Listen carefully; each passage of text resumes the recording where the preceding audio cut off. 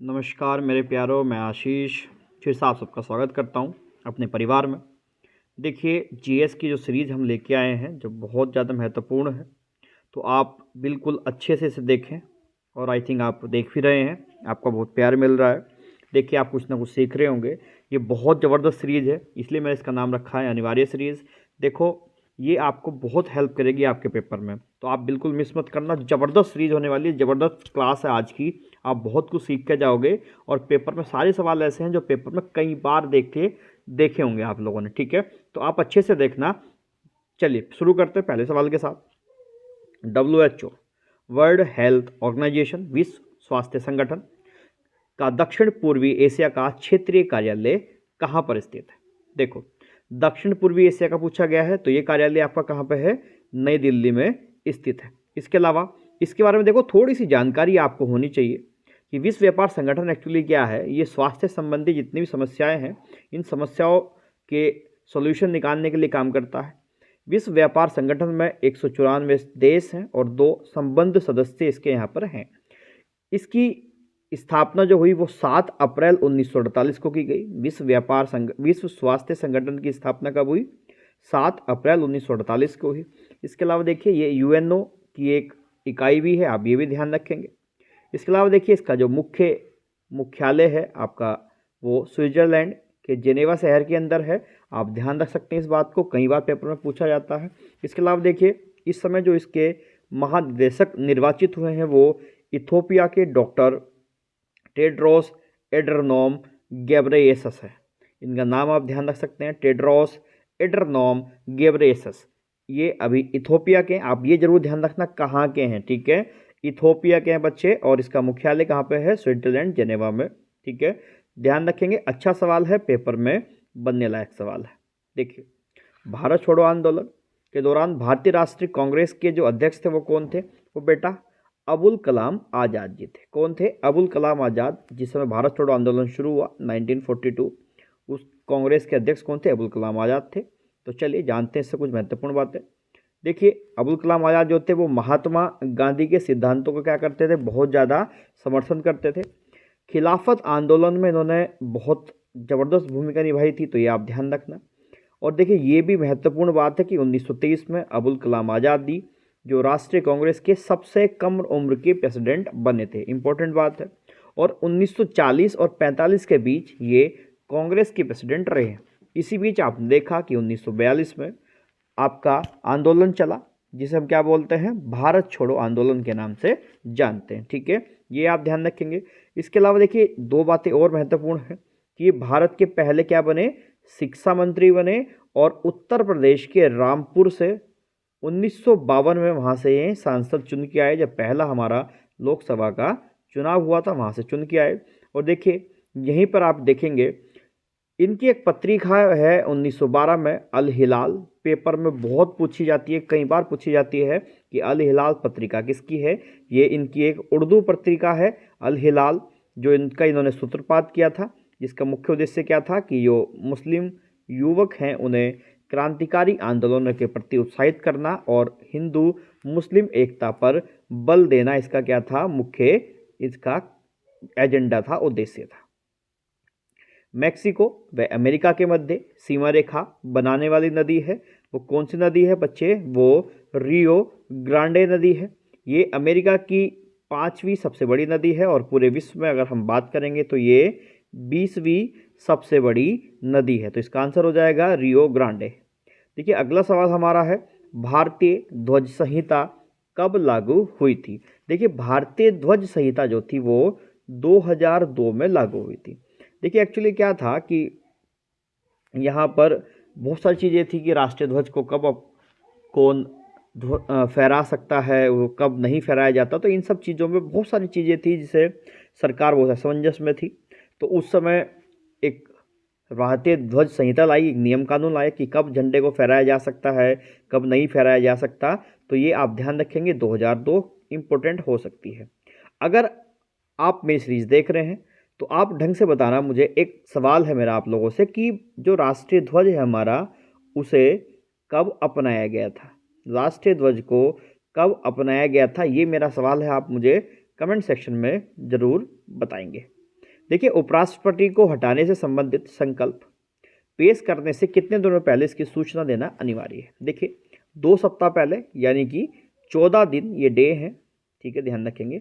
14 दिन पहले आपको सूचना देना अनिवार्य है, ठीक।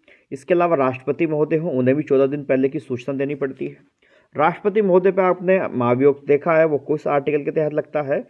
आर्टिकल 61 के तहत लगता है। मेरा आपसे एक सवाल है कि क्या उपराष्ट्रपति पर भी महाभियोग लगता है? और अगर लगता है महाभियोग, तो ये प्रक्रिया कहाँ से शुरू होती है? वो तो शायद आप बता देंगे, वो राज्यसभा से प्रक्रिया शुरू होती है। कौन कौन से आर्टिकल इसमें इन्वॉल्व होते हैं, या किस आर्टिकल के तहत उपराष्ट्रपति पर महाभियोग लगाया जा सकता है, ये आप मुझे कमेंट सेक्शन में बताएंगे। देखिए, मुझे इंतजार रहेगा आपके जवाब का। मैं आपका इंतजार करूंगा कि कौन कौन से आर्टिकल हैं जो महाभियोग उपराष्ट्रपति पर लगाने में सहायक होते हैं। ठीक है जी, चलिए। भारत की प्रथम महिला सांसद कौन बनी थी?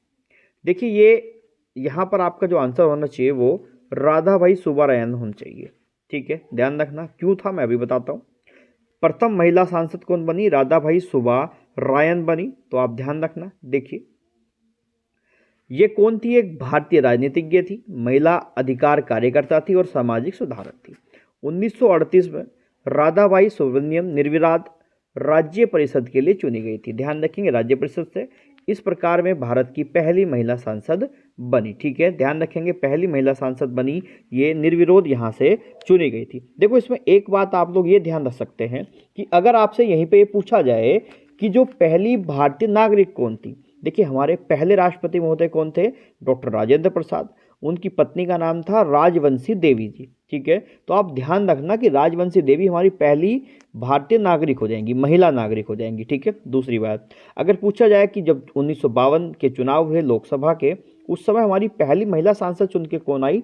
तो वो थी संतोष अहलावत, जो झुंझुनू से सांसद बनी थी। बच्चे, संतोष अहलावत जो झुंझुनू से क्या बनी थी? सांसद बनी थी। तो आप ध्यान रख सकते हैं। भारत की पहली वाटर ट्रेन, देखिए गलत हो गया है यहाँ पे, ये वाटर नहीं है, भूमिगत कर लीजिए आप इसे। भारत की पहली भूमिगत मेट्रो ट्रेन, या ऐसे कर लीजिए, भारत की भूमिगत तो है ही है, भारत की पहली मेट्रो ट्रेन कब चली? तो ये आपको बताना है, ये वाटर नहीं मेट्रो है। ये कहाँ चली थी बच्चे? ये पश्चिम बंगाल में चली थी, आप ध्यान रख सकते हैं। इसके अलावा इसका जो वर्ष है वो 1984-85 के आसपास ये चली है, भारत की पहली भूमिगत मेट्रो ट्रेन, ठीक। नेक्स्ट देखिए, मुद्रा योजना के अंतर्गत कितने प्रकार के ऋण का प्रावधान है? अच्छा सवाल है, इंपॉर्टेंट सवाल है, कई बार पेपर में देखा भी है मैंने। देखिए, इसमें ना कुल मिलाकर के 3 प्रकार के ऋण का प्रावधान है, ठीक है। और वो 3 प्रकार के ऋण कौन कौन से हैं आप देख सकते हैं। देखिए कि यहाँ पर पीएम मुद्रा योजना के तहत 3 तरह के लोन दिए जाते हैं, ठीक है, जिसे किशोर, शिशु और तरुण कहते हैं। शिशु आवेदनकर्ता को 50,000, मतलब जो शुरुआती कोई भी व्यापारी होता है उसे मिलता है, 50,000 रुपये तक का लोन मिलता है। किशोर आवेदनकर्ता को 50,000 से 5 लाख तक का लोन दिया जाता है। वहीं तरुण योजना में आवेदन करने वाले व्यक्ति को 5 लाख से लेकर के 10 लाख तक का लोन दिया जाता है। बहुत ज़्यादा महत्वपूर्ण है ये सवाल, ध्यान रखना, शिशु, किशोर और तरुण, ठीक। चलिए, भारतीय रिजर्व बैंक की स्थापना किस कमीशन की सिफारिश से हुई? बच्चे, तो ये स्थापना हुई थी हिल्टन यंग कमीशन की सिफारिश से, ठीक है, हिल्टन यंग कमीशन की सिफारिश से इसकी स्थापना हुई थी। थोड़ा सा देखते हैं। देखिए, 1926 में, कई बार ये भी पूछा जाता है हमसे कि हिल्टन यंग कमीशन कब बना था? तो बच्चा, ये हिल्टन यंग कमीशन हमारा 1926 में बना था। इसने फिर अपनी रिपोर्ट सौंपी, तो ये रिपोर्ट किसे सौंपी गई? लॉर्ड राय वेलिंगटन को सौंपी गई। देखिए, हुआ क्या था, जब हिल्टन यंग कमीशन बनाया गया तो इसने रिपोर्ट बनाना शुरू करा, तो इसी बीच अगर आप देखोगे तो 1928 के आसपास एक आर्थिक मंदी आई। तो उस आर्थिक मंदी से बहुत ज़्यादा क्या हुआ कि करेंसी व्यापार टूट गया। तो उस समय ये समझा गया कि यार वास्तव में ज़रूरत है एक ऐसे बैंक की जो पूरे देश के बैंकों को कंट्रोल कर सके। तो उसी समय हिल्टन यंग कमीशन, उसने अपनी रिपोर्ट दी थी 1933 में लॉर्ड राय वेलिंगटन को। इस रिपोर्ट के आधार पर 1934 में भारतीय रिजर्व बैंक ऑफ इंडिया या रिजर्व बैंक ऑफ इंडिया एक अधिनियम बनाया गया। और इस अधिनियम के तहत, देखिए कई बार बच्चे इसमें फंस जाते हैं। देखिए, कई बार ये पूछता है कि रिजर्व बैंक ऑफ इंडिया अधिनियम कब बना? तो बच्चे, ये अधिनियम बना है 1934 में, ध्यान रखना। और इस अधिनियम के तहत 1 अप्रैल 1935 को रिजर्व बैंक ऑफ इंडिया की स्थापना हुई। उस समय जब इसकी स्थापना हुई तो इसका हेड ऑफिस कहाँ पे था, वो कलकत्ता के अंदर था। और पहले गवर्नर जो बनाए गए थे इसके वो कौन थे, ओसबोर्न स्मिथ। ध्यान रखना, कई बार पेपर में पूछ लिया जाता है ओसबोर्न स्मिथ। और ये 5 करोड़ रुपए की पूंजी के साथ इसकी स्थापना हुई थी। ध्यान से देखना, पहले गवर्नर जो बने भारतीय गवर्नर वो CD देशमुख थे, किसके, रिजर्व बैंक ऑफ इंडिया के। ठीक है, 1937 में इसका हेड ऑफिस शिफ्ट करा गया, कहाँ से, कलकत्ता से मुंबई शिफ्ट करा गया, ध्यान रख सकते हैं। और RBI जो राष्ट्रीयकृत हुआ वो कब हुआ, 1 जनवरी 1949 को इसका राष्ट्रीयकरण हुआ। देखिए, आप मुझे बताना कि वर्तमान में RBI गवर्नर कौन है। ठीक है, वर्तमान RBI गवर्नर कौन है, इसका मुझे आप आंसर कमेंट सेक्शन में करेंगे। वर्तमान RBI गवर्नर। हाउ टू पे फॉर वॉर, ये एक पुस्तक है। इस पुस्तक के जो लेखक हैं वो कौन है बच्चे, वो किन्स हैं। आपको ये ध्यान रखना है, किन्स की ये पुस्तक है। ठीक है, सायावाद संबंधित है, ये बच्चे जैन धर्म से संबंधित है। इसका संबंध किससे है, जैन धर्म से। और अभी अगर आप UKPSC पुलिस का पेपर दे के आए हो तो वहाँ महावीर स्वामी का जन्म पूछा गया था। देखिए, महावीर स्वामी का जन्म कहाँ हुआ है, कुंडग्राम में। और कुंडग्राम कहाँ पड़ता है बच्चे, ये वैशाली का पार्ट है। किसका पार्ट है, वैशाली का पार्ट है। वास्तविक संस्थापक जैन धर्म के महावीर स्वामी माने जाते हैं। ऋषभ देव ने जैन धर्म की स्थापना करी। ठीक है, ऋषभ देव का जो प्रतीक चिन्ह था वो बुल था, सांड था। महावीर स्वामी का सिंह था, तो आप ये ध्यान रखेंगे। पावापुरी में यदि निर्वाण प्राप्त हुआ, आप ये भी ध्यान रखेंगे। ठीक है, महत्वपूर्ण बात है सारी की सारी, तो महावीर स्वामी को भी आप ध्यान में रख सकते हैं। भारत की सबसे लंबी तट रेखा वाला राज्य है। देखिए, कई बार ये सवाल पेपर में बनता है और आपने कई बार देखा भी होगा। आज इसे बहुत अच्छे से समझते हैं, कोशिश करते हैं इसमें आप आगे से गलती ना करें। देखिए, तो ये राज्य बच्चे कौन सा है, वो गुजरात है। कौन सा है, गुजरात वो राज्य है जिसकी तट रेखा क्या सबसे ज़्यादा है। अब ये तट रेखा क्या होती है, क्या थोड़ा सा जानते हैं। देखिए, सही उत्तर इसका क्या हो जाएगा, गुजरात हो जाएगा, जिसकी हमने बात करी। एक मिनट देखो, इसके अलावा देखो, गुजरात क्या करता है, भारत की सबसे लंबी तट रेखा बनाता है। हमारी तट रेखा की कुल लंबाई लगभग कितनी है, भारत की तट रेखा की कुल लंबाई आप 1600 किलोमीटर देख सकते हैं। अब देखो, इसमें थोड़ा सा ढंग से देखोगे कि भारत की जो स्थल सीमा लंबाई की वो कितनी है, वो 15,200 किलोमीटर है। अगर मैं अंडमान और निकोबार को जोड़ दूं, लक्षद्वीप, इन सबको जोड़ दूं, तो भारत की समुद्र तट की कुल लंबाई कितनी हो जाएगी बच्चे, वो 7,516.6 किलोमीटर हो जाएगी। ये पेपर लास्ट, ये सवाल वीडियो के पेपर के अंदर आया था, लास्ट पेपर में, तो ये ध्यान रखेंगे। अब देखो, थोड़ा सा यहीं पे देखो, ये भारत का मैप मैंने यहाँ पे दिखाया है। भारत के मैप में अगर आप देख पा रहे होंगे तो ये वाला हिस्सा बच्चे देखो, ये वाले हिस्से जो समुद्र से जुड़े हैं, ये क्या है, समुद्र से, थोड़ा सा मुझे कलर चेंज कर लेते हैं। ये वाले हिस्से देखो जो समुद्र से जुड़े हैं बच्चे, इन्हीं को बोलते हैं तटीय तटीय राज्य। ये आपका गुजरात है। गुजरात एक तटीय राज्य है। देखो कितनी सीमा इसकी साझा करते हैं। और अगर हम इसके लंबाई को मैं बताऊं तो ये लगभग 1214.7 किलोमीटर के आसपास बैठती है। ध्यान रखना दिमाग में कि 1214.7 किलोमीटर के आसपास बैठती है। इसके अलावा देखो, नीचे की तरफ चलेंगे तो यहाँ पर बच्चे आपको महाराष्ट्र दिखाई देगा। ये महाराष्ट्र है, थोड़ा सा देखते हैं इसको, ये क्या है, महाराष्ट्र आपको दिखाई देगा। नीचे कर्नाटक है, छोटा सा यहीं पे गोवा है। ठीक है, नीचे कर्नाटक है, ये केरल है, यहाँ तमिलनाडु, ये आंध्र प्रदेश। ठीक है, इसके अलावा ये उड़ीसा और ऊपर आपका पश्चिम बंगाल। तो ये सारे के सारे क्या हैं, आपके तटीय राज्य हैं, तो आप ध्यान रख सकते हैं। इधर बोलते हैं पूर्वी तट और ये आपका पश्चिमी तट है। ये बंगाल की खाड़ी है और यहाँ पे आपका अरब सागर है। ये पूरा हिस्सा आपका क्या है, वो हिंद महासागर का हिस्सा। ठीक है, ध्यान रखना बच्चे इसमें बहुत ज़्यादा कंफ्यूज होते हैं और बहुत ज़्यादा गलती करके आते हैं। आप अच्छे से देख सकते हैं। चलिए देखिए, निम्न में से राजा के सप्तांग सिद्धांत, मौर्य काल के राजा का जो 7वां अंग है वो कौन सा था। पहली बात कि सप्तांग सिद्धांत किसने दिया है, ये चाणक्य यानी कि कौटिल्य महोदय जो है उन्होंने दिया है। तो आप ढंग से देख सकते हैं, कौटिल्य ने इसे दिया। और इसका जो सही आंसर होगा बच्चे वो मित्र होगा। 7वां अंग कौन सा होता है, मित्र होता है। अब जरूरी है कि वो सारे अंग भी हमें पता हो। तो देखिए, पहला अंग होता है राजा यानी कि स्वामी होता है। दूसरा होता है अमात्य यानी कि मंत्री। तीसरा होता है जनपद।